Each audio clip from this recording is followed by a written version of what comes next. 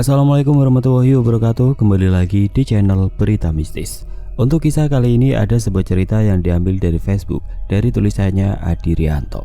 Sebuah kisah yang berjudul Misteri di Balik Kaki yang Lumpuh. Dan sebelum kita lanjut ke ceritanya, tekan dulu tombol like video ini dan jangan lupa tekan juga tombol subscribe channel ini. Nyalakan juga lonceng notifikasinya agar tidak ketinggalan cerita-cerita lainnya dari channel ini. Dan buat teman-teman yang pengen membaca langsung ceritanya, nanti silakan saja kunjungi linknya yang nanti akan saya sertakan di kolom deskripsi. Dan seperti apa untuk kisah kali ini, langsung saja kita masuk ke ceritanya.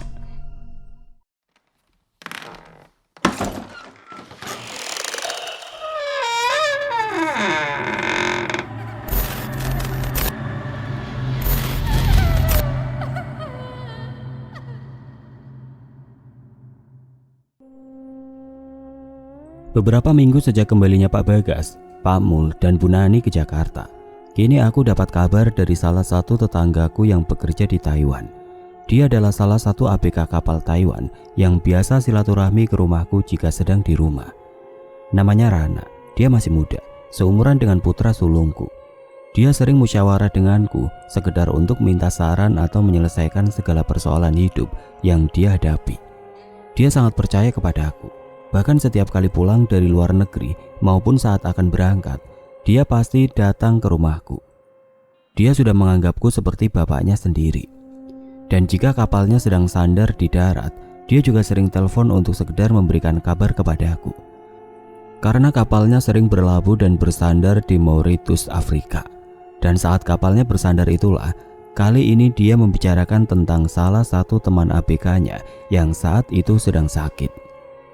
"Mohon maaf Pak Ustadz, teman ABK saya ada yang sakit. Kedua kakinya tiba-tiba lumpuh, tidak bisa digerakkan." "Ah, kok bisa begitu Mas? Apakah sebelumnya dia terkena benturan dari benda keras?" Tanyaku mulai menyelidik. "Tidak Pak Ustadz, saat itu persis pukul 12 siang, yakni pas kami sedang istirahat. Bahkan saat itu, dia sedang duduk santai sambil ngobrol bersama teman-teman kerjanya. Dan ketika dia bangkit untuk berdiri, tiba-tiba dia terjatuh di atas dek kapal." Jelas Rana lanjut. "Innalillahi wa inna ilaihi rajiun. Apakah dia sudah dibawa ke dokter setempat untuk diobati?" "Sudah Pak Ustadz, kebetulan di pelabuhan Mauritius ada perwakilan dari PT kami yang mengurus para awak KPK yang sakit untuk diperiksa ke dokter setempat. Tapi sudah seminggu ini belum sembuh juga." "Mohon maaf, saya minta tolong kepada Pak Ustadz. Barangkali bisa membantu untuk mengobati teman saya itu," pinta Rana kepadaku. "Mohon maaf Mas Rana, sebelumnya saya minta waktu sebentar untuk melihat kondisinya dari sini dengan cara saya. Jika memang saya mampu, nanti saya kabari." "Baik Pak Ustadz, nanti 1 jam lagi saya telepon kembali," kata Rana mengiyakan permintaanku. Kami pun mengakhiri percakapan di telepon. Lalu aku langsung berjalan menuju ke belakang rumah untuk mengambil air wudhu. Selesai berwudhu, aku menuju tempat sholatku dan duduk bersila untuk melakukan meditasi. Setelah berhasil memasuki dimensi alam meditasiku, aku pun menggunakan ilmu cahaya sukma penembus ruang dan waktu. Ilmu ini sebenarnya merupakan pengembangan dari energi cahaya yang ada di dalam kedua telapak tanganku, yakni yang merupakan bagian dari anugerah gaib itu. Beberapa menit kemudian samar-samar aku melihat keadaan sebab musabab terjadinya kelumpuhan pada kaki teman Rana. Setelah aku mendapatkan gambaran tentang sakitnya teman Rana itu, maka aku pun segera mengakhiri meditasiku. Aku tarik nafas dalam-dalam dan mengeluarkannya melalui rongga mulutku. Aku pun segera bangkit dari duduk silaku dan berjalan menuju ke ruang tamu. Sesampainya di ruang tamu, aku duduk sambil menunggu telepon dari Rana. Dan benar saja, selang beberapa menit kemudian, handphoneku pun berdering. Kulihat nama Rana muncul di layar handphone Androidku. Aku langsung mengangkat panggilan itu. "Assalamualaikum Pak Ustadz," sapa salamnya kepadaku. "Waalaikumsalam. Maaf, bagaimana Pak Ustadz? Apakah Pak Ustadz bisa membantu mengobati teman saya?" "Insya Allah Mas, semoga Allah Subhanahu wa Ta'ala meridhoi saya agar bisa membantu menyembuhkan teman Mas Rana." "Baik, terima kasih sebelumnya Pak Ustadz." "Mohon maaf Pak Ustadz, saya sebelumnya sudah bicara kepada teman saya kemarin kalau dia berkenan Saya menyuruhnya untuk diobati oleh Pak Ustadz saya dan ternyata dia bersedia. Maaf mas, dia itu orang mana? Dia orang Ambon Pak Ustadz. Oh, orang Ambon ya mas? Benar Pak Ustadz, rencananya dia akan pulang ke Ambon, tapi berhubung dia kakinya sakit, maka dia dari Jakarta nanti akan langsung ke kota Tegal, kata Rana menjelaskan. Dan kebetulan di kota Tegal juga ada kantor perwakilan dari PT dan mesnya, Pak Ustadz. Jadi nanti dia akan tinggal di mes PT. Baik mas, saya tunggu. Terima kasih sebelumnya atas kesediaan Pak Ustadz untuk membantu teman saya. Nanti saya akan sampaikan kepada teman saya untuk bersiap-siap, kata Rana berterima kasih. Terima kasih kembali Mas Rana. Tapi maaf mas, bukankah saat ini dia kakinya lumpuh? Bagaimana mungkin dia bisa melakukan perjalanan dari luar negeri ke Indonesia? Kebetulan adik saya si Joni mau pulang ke Indonesia bareng keponakan saya Pak Ustadz. Jadi nanti bisa membantunya untuk memapahnya selama dalam perjalanan menuju ke Indonesia. Oh begitu, baiklah. Ya sudah mas, assalamualaikum, ucap salamku mengakhiri panggilan telepon Rana. Waalaikumsalam. Beberapa hari kemudian Rana memberi kabar kepadaku via telepon bahwa besok rombongan Joni, keponakannya dan temannya yang sakit itu akan tiba di kota Tegal.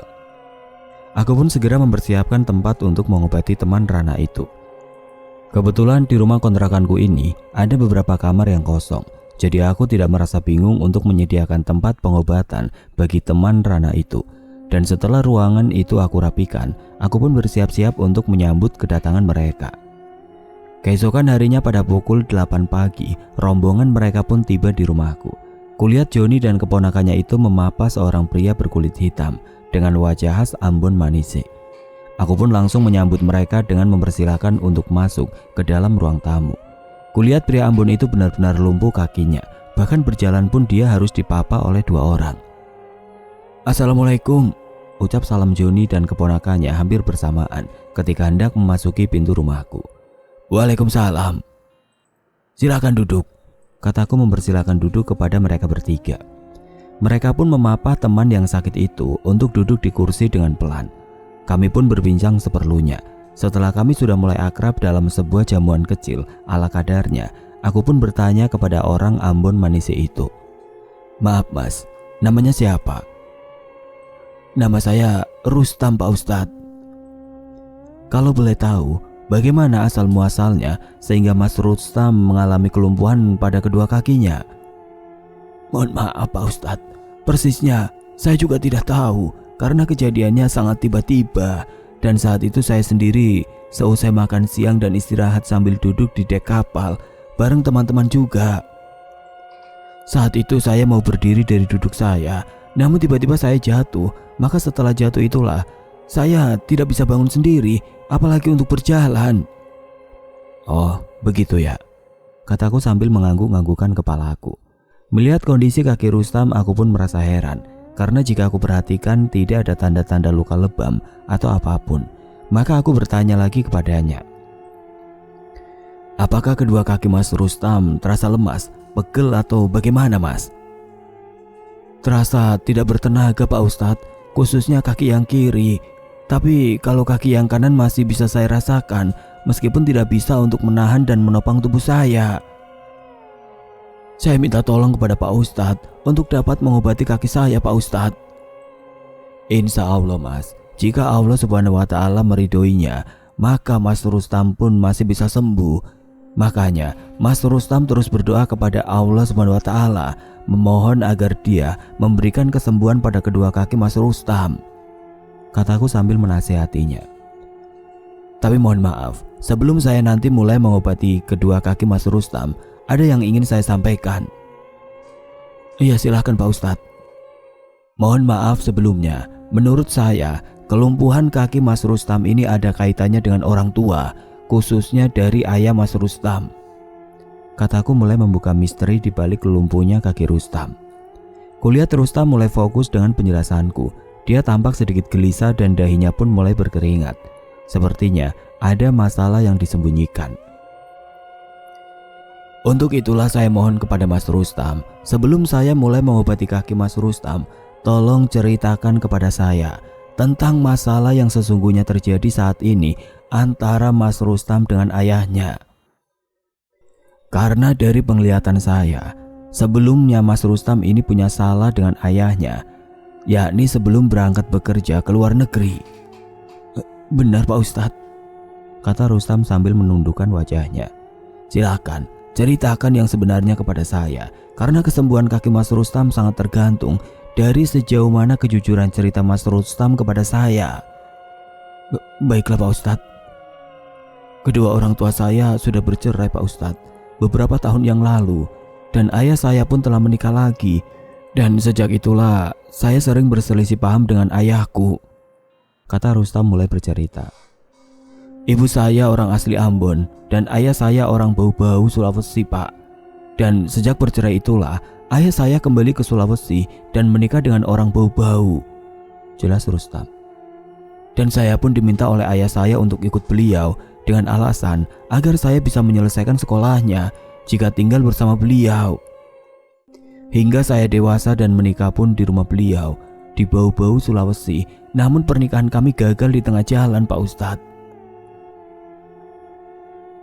Maka ketika saya akan menikah lagi dengan istri saya yang sekarang ini, sebenarnya beliau tidak setuju. Tapi karena saya sudah terlanjur mencintai wanita itu, maka saya pun tetap menikahinya meskipun tanpa persetujuan dari beliau. Saya dan istri saya tinggal di rumah kami sendiri Pak Ustadz. Tapi sejak saya menikah dengan istri saya ini, ayah saya tidak pernah datang berkunjung. Tidak seperti pada pernikahan saya dengan istri yang pertama itu. Beliau sering datang meski hanya sekedar untuk minum kopi bersama di rumah saya. Dan selama beberapa hari sebelum saya berangkat bekerja ke luar negeri, kami sudah berusaha untuk silaturahmi ke rumah beliau. Tapi beliau tidak berkenan untuk menemui saya dan istri saya. Dan sejak itulah silaturahmi kami sempat terputus hingga akhirnya saya berangkat bekerja ke luar negeri. Apakah pada saat Mas Rustam akan berangkat bekerja ke luar negeri tidak berpamitan juga kepada ayah? Kulihat Rustam terdiam untuk beberapa saat sambil tertunduk dan mengusap air matanya yang mulai menetes. Lalu dia menghela nafas panjang sebelum akhirnya menjawab pertanyaanku. Saya sebenarnya sudah mampir ke rumah beliau untuk meminta maaf dan mohon doa restunya. Tapi sepertinya beliau sudah tahu dengan rencana kedatangan saya, maka beliau pun menghindar pergi sebelum saya datang. Baiklah, setidaknya Mas Rustam sudah punya niat baik untuk meminta maaf dan memohon doa restu dari beliau, meskipun tidak kesampaian. Dan saya mohon kepada Mas Rustam, jika nanti Mas Rustam sudah sehat dan kembali ke Bau-Bau, tolong cari ayahnya sampai ketemu dan mintalah maaf kepada beliau dengan tulus. Insya Allah akan saya laksanakan nasihat dari Pak Ustadz. Baiklah, hari ini silakan Mas Rustam istirahat dulu saja. Nanti pengobatan untuk kaki Mas Rustam akan saya mulai besok pagi. Mas Rustam mau tinggal di mana? Saya tinggal di mes PT Pak Ustadz. Kebetulan tidak jauh dari rumah Pak Ustadz. Oh ya sudah, baiklah, silakan diminum dulu tehnya. Kataku baru mempersilahkan mereka untuk minum air teh hangat yang sudah dihidangkan oleh istriku. Maklum saja sejak tadi pikiranku sedang fokus dan serius dalam mengikuti cerita tentang kisah hidupnya Rustam. Lalu Joni, keponakannya dan Rustam pun mulai menikmati minuman dan hidangan yang kami sajikan. Setelah mereka merasa cukup bercengkrama denganku, mereka pun mohon pamit untuk kembali beristirahat di mes mereka. Kami mohon pamit dulu Pak Ustadz, kata Joni yang diikuti oleh keponakannya. Ya, silahkan Mas. Joni dan keponakannya itu pun memapa Rustam dengan sangat hati-hati, melangkah keluar dari pintu rumahku. Assalamualaikum, ucap salam mereka. Waalaikumsalam. Mereka pun meninggalkan rumahku. Hari ini pukul 8 pagi Joni dan keponakannya sudah mengantar Rustam ke rumahku. Assalamualaikum, ucap salam Joni ketika sampai di depan pintu rumahku. Waalaikumsalam. Mereka berdua mendudukkan Rustam dengan sangat hati-hati di atas kursi tamu. Bagaimana kabar Mas Rustam hari ini? Tanyaku membuka percakapan pagi ini. Alhamdulillah baik Pak Ustadz. Oh ya, mohon maaf Pak Ustadz, saya mau bertanya, apakah boleh? Oh, ya boleh Mas Rustam, silakan, kataku santai sambil tersenyum. Kalau saya tarik kesimpulan dari nasihat Pak Ustadz kemarin, Apakah berarti kelumpuhan kaki saya ini akibat dari sikap tidak kepatuhan saya kepada ayah saya, Pak Ustadz? Benar sekali Mas Rustam. Sekarang Mas Rustam akan saya terapi dengan menyalurkan energi cahaya dari kedua telapak tangan saya ke dalam tubuh Mas Rustam. Mohon maaf Pak Ustadz, kira-kira sampai berapa hari kaki saya bisa sembuh dan sehat seperti sedia kala? Karena saya juga masih ada urusan yang harus saya selesaikan di kampung. Kalau Mas Rustam ingin sembuh secara keseluruhan, saya butuh waktu paling lama 5 hari. Tapi kalau memang Mas Rustam terburu-buru juga, maka insya Allah 3 hari sudah cukup. Tapi mohon maaf, kalau saya boleh tahu, ada urusan penting apa lagi Mas? Kemarin istri saya memberi kabar kepada saya Pak Ustadz bahwa dia minta cerai dari saya. Astagfirullahaladzim. Tapi bukankah kalian baru menikah beberapa tahun lalu sebelum Mas Rustam berangkat ke Taiwan? Benar Pak Ustadz. Karena dia ingin kembali pada mantan pacarnya, makanya saat ini istri saya sudah mengajukan tuntutan gugat cerai kepada saya melalui kantor pengadilan agama setempat Pak Ustadz. Makanya saya ingin segera pulang ke Bau-Bau agar masalah ini bisa saya selesaikan secepatnya Pak Ustadz. Astagfirullah, ini yang namanya sudah jatuh tertimpa tangga pula. Benar Pak Ustadz. Sabar ya Mas, semua itu pasti ada hikmahnya. Dan hal ini menunjukkan bahwa sikap tidak setujunya ayah Mas Rustam dengan istri Mas Rustam pada saat itu sekarang sudah terbukti, karena pada akhirnya istri Mas Rustam pun meninggalkan Mas Rustam. Benar Pak Ustadz. Semoga Allah Subhanahu wa Ta'ala kelak akan memberikan penggantinya dengan istri yang lebih baik dari dia, kataku mendoakan Mas Rustam. Amin, terima kasih Pak Ustadz. Setelah kami selesai berbincang-bincang, aku pun mulai menerapi Rustam. Aku menyuruh Joni dan keponakannya untuk memapa menuju bed yang sudah aku persiapkan di salah satu ruangan kosong di rumahku. Kemudian dengan posisi berbaring, Rustam mulai aku terapi. Kuawali prosesi terapi ini dengan membaca 2 kalimat syahadat sebanyak 3 kali, baca istighfar sebanyak 3 kali, dan sholawat Nabi sebanyak 3 kali. Mohon maaf, apakah Mas Rustam seorang muslim? Aku hanya ingin memastikan saja, karena sebagian besar orang Ambon itu non-muslim. Dan jika dia itu seorang muslim, maka selama aku menerapinya, akan aku suruh untuk membantuku dengan membaca sholawat Nabi cukup di dalam hati. Saya muslim Pak Ustadz. Baiklah kalau begitu, saya minta tolong kepada Mas Rustam untuk membaca sholawat Nabi selama saya terapi dan bacanya cukup di dalam hati. Baik Pak Ustadz. Aku pun mulai memejamkan kedua mataku sambil mengatupkan kedua telapak tanganku. Selang beberapa menit kemudian, aku pun membuka kedua mataku. Lalu aku menggunakan ilmu cahaya pengobatan yang aku salurkan melalui kedua telapak tanganku. Aku menempelkan kedua telapak tanganku ke bagian ubun-ubun kepala Rustam. Karena kepala adalah sebagai pusat syaraf, jika pada komputer, maka saraf otak di kepala itu ibaratnya CPU. Maka sakit apapun, yang pertama kali aku pegang adalah bagian kepala. Setelah beberapa menit aku memegang kepala Rustam secara berpindah-pindah dari ubun-ubun lalu turun ke bagian samping di atas kedua telinga. Kemudian selanjutnya aku pegang kaki Rustam yang kanan dari telapak kaki sampai ke atas, yakni pada bagian lututnya selama beberapa menit. Setelah selesai dari kaki kanan, lalu kedua telapak tanganku kupindahkan pada kaki bagian kirinya. Seperti apa yang telah aku lakukan pada kaki kanannya, pada kaki kirinya pun demikian juga. Kupegang mulai dari telapak kaki sampai dengan lututnya selama beberapa menit. Jika aku hitung waktu yang dibutuhkan untuk menerapi Rustam secara efektifnya, kurang lebih hanya 20 menitan.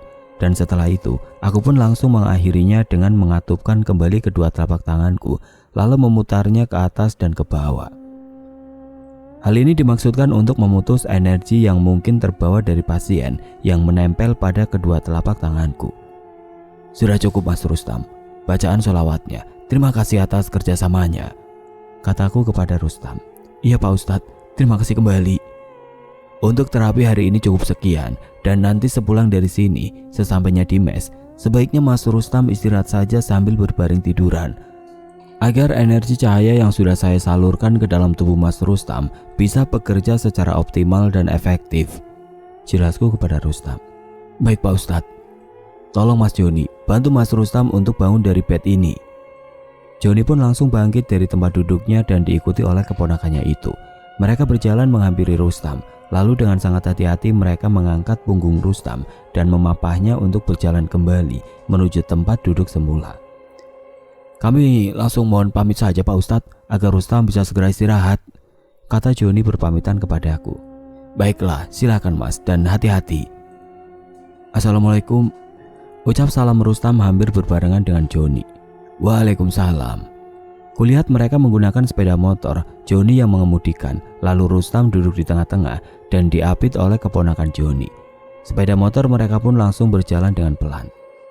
Sepeninggal Joni, keponakan, dan Rustam, aku pun duduk bersila untuk menstabilkan tenagaku kembali. Karena biasanya pasca menerapi orang, aku merasa agak sedikit lelah. Mungkin secara kasat mata, aku hanya terlihat memegangi kepala dan kaki Rustam secara biasa-biasa saja. Namun yang sesungguhnya, banyak energi inti dari tubuhku yang aku kerahkan dan aku salurkan melalui ilmu cahaya pengobatan tersebut. Tapi aku tetap merasa senang setiap kali bisa membantu orang lain. Terlebih jika orang itu benar-benar sembuh dan sehat kembali. Alhamdulillah, bisikku dalam hati bertahmid.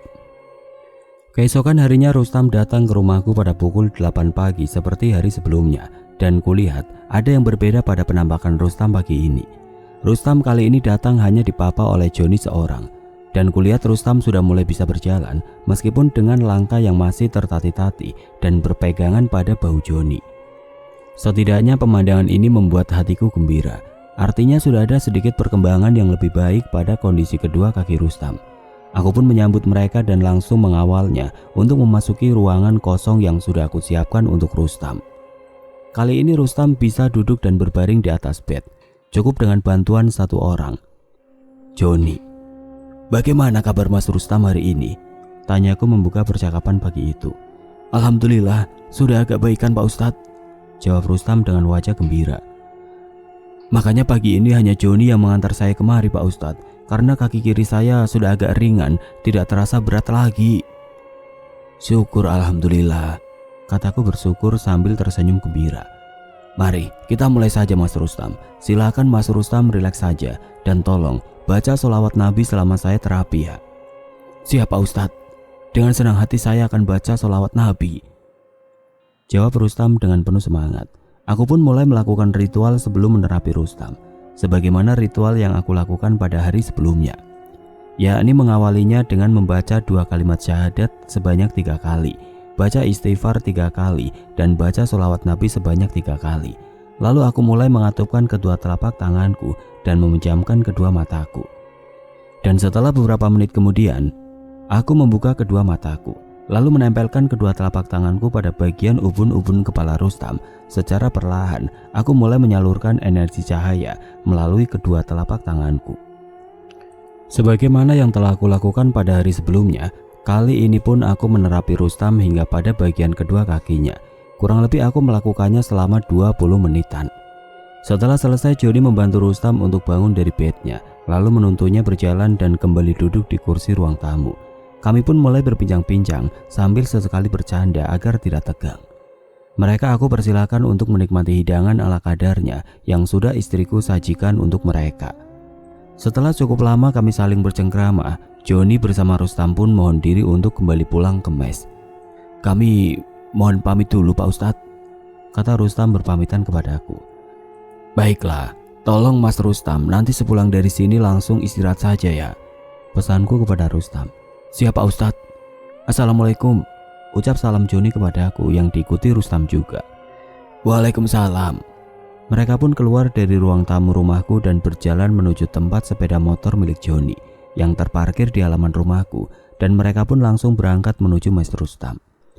Setelah mereka pergi, aku pun masuk kembali ke dalam kamar tidurku, lalu duduk bersila di lantai untuk menstabilkan seluruh energi inti tubuhku.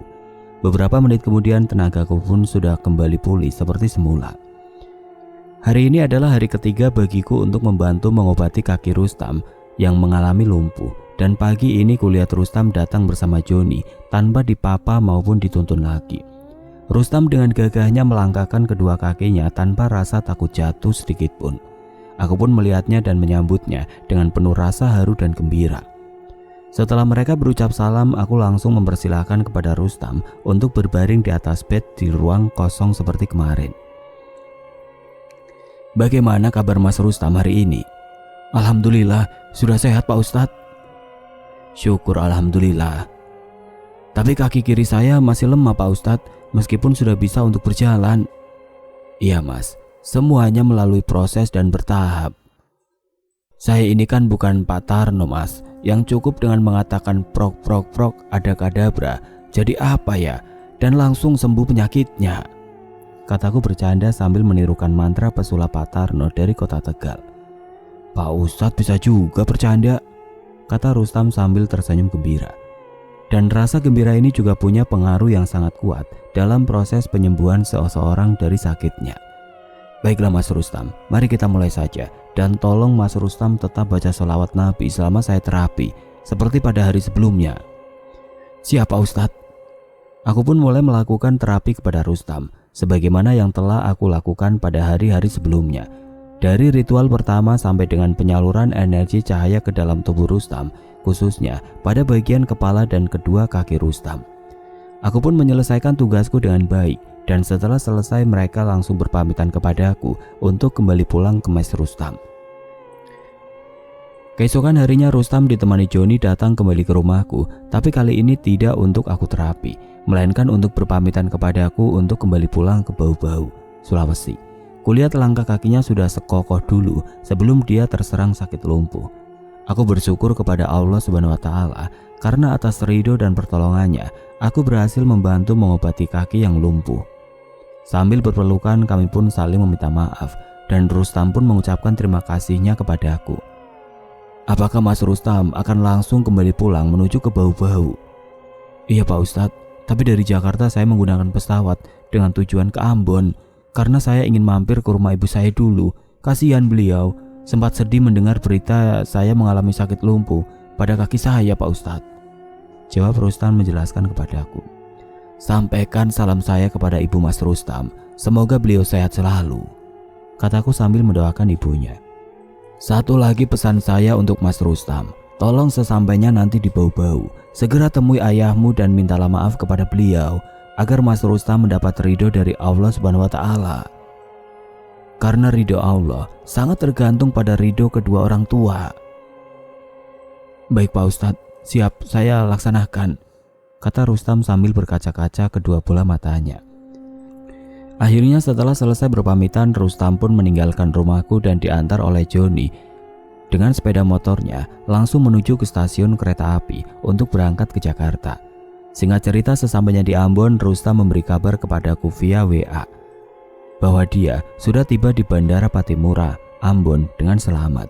Dan setelah dia bertemu dengan ibunya, dia pun menyampaikan salamku kepada beliau.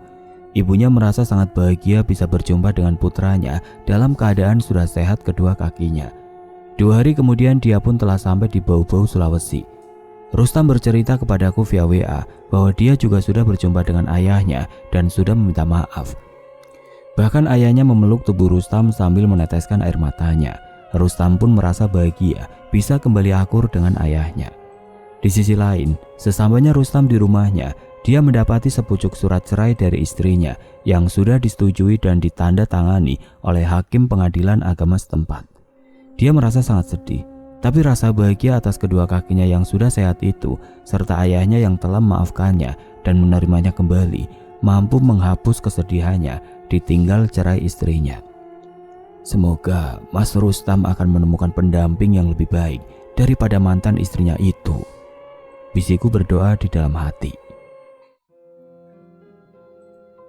Oke teman-teman, sekian untuk kisah kali ini. Bagaimana menurut kalian tentang kisah ini? Tulis komentar kalian di kolom komentar. Dan semoga apa yang sudah saya bagikan dalam kisah ini dapat dijadikan pembelajaran untuk kita semua. Dan buat teman-teman yang baru bergabung, jangan lupa untuk like, komen, share, serta subscribe channel ini. Dan nantikan kisah-kisah horor berikutnya tetap di channel Berita Mistis. Wassalamualaikum warahmatullahi wabarakatuh.